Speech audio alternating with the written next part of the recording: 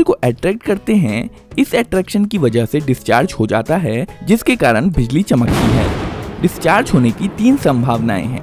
पहली, जब डिस्चार्ज 2 अलग अलग बादलों के बीच होता है। दूसरी संभावना तब है जब डिस्चार्ज एक ही बादल में हो जाता है, और तीसरी संभावना है जब डिस्चार्ज बादल और पृथ्वी के बीच में होता है। पहले केस में हम लाइटनिंग को 2 अलग अलग बादलों के बीच होता देख सकते हैं। ये तब होता है जब पॉजिटिव चार्ज वाला बादल और नेगेटिव चार्ज वाला बादल एक दूसरे के नजदीक आ जाते हैं। इस केस में एक बादल का पॉजिटिव चार्ज और दूसरे बादल का नेगेटिव चार्ज एक साथ टकराते हैं, तब हमें लाइटनिंग देखने को मिलती है। यहाँ पर आप देख सकते हैं कि करंट को एक बादल से दूसरे बादल में फ्लो होने के लिए बादलों के बीच कांटेक्ट होना जरूरी नहीं है। दूसरी संभावना यह है कि लाइटनिंग एक ही बादल में हो जाए। ऐसा तब होता है जब नेगेटिव चार्ज और पॉजिटिव चार्ज जो बादलों की सतह पर आ जाते हैं और 2 किनारों में बंट जाते हैं। बादलों में यह चार्जेस इतने अधिक मात्रा में होते हैं कि एक दूसरे से ज्यादा समय तक अलग नहीं रह सकते हैं। इसी कारण चार्ज पार्टिकल्स डिस्चार्ज होने के लिए सेम बादल के अंदर एक दूसरे से टकराते हैं, जिसके कारण बिजली चमकती है। तीसरे केस में बादल और पृथ्वी के बीच में लाइटनिंग होती है।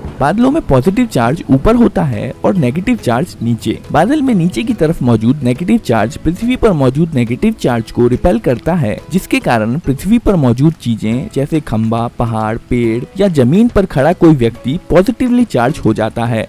जब बादल पहाड़ी इलाके या फिर पृथ्वी की सतह के बेहद नजदीक होते हैं, तब बादल में मौजूद नेगेटिव चार्ज डिस्चार्ज होने के लिए पृथ्वी में पहले से उपलब्ध पॉजिटिव चार्ज से टकराते हैं, जिसके कारण लाइटनिंग होती है।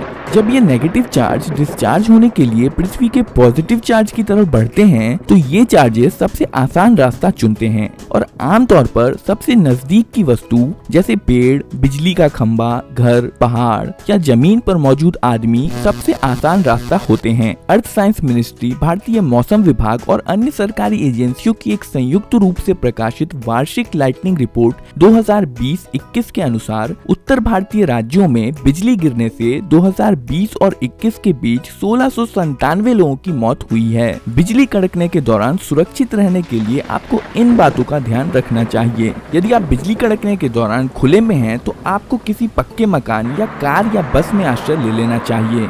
यदि आप कार में हैं, तो कार की विंडो बंद कर लीजिए और अंदर मौजूद किसी भी मेटेलिक चीज को न छुएं। कार के अंदर आप सुरक्षित होते हैं क्योंकि कार मेटल से बनी होती है और चूंकि मेटल इलेक्ट्रिसिटी का एक अच्छा कंडक्टर है, अगर बिजली कार पर गिरती है तो वो मेटल के जरिए सराउंडिंग में पास हो जाती है और आप बच जाते हैं। जब आप घर के अंदर हों तो खिड़की और दरवाजों से दूर रहें और तार वाले टेलीफोन अथवा ऐसी वस्तुएं जो बिजली के कंडक्टर हैं के संपर्क में न रहें, क्योंकि अगर घर पर बिजली गिरती है तो वह बिजली के कंडक्टर जैसे टेलीफोन लाइन या बिजली के तार, एंटीना इत्यादि के माध्यम से जमीन में चली जाएगी और अगर इस दौरान आप इनमें से किसी के कांटेक्ट में हैं तो आपको भी झटका लग सकता है। अगर आपको फोन करना है तो आप मोबाइल फोन का इस्तेमाल कर सकते हैं। बिजली कड़कने के दौरान तालाब और जलाशयों से दूर रहें। यदि आप पानी के अंदर हैं अथवा किसी नाव में हैं तो तुरंत बाहर आ जाएं। ऐसा इसलिए करना चाहिए क्योंकि पानी बिजली का कंडक्टर है।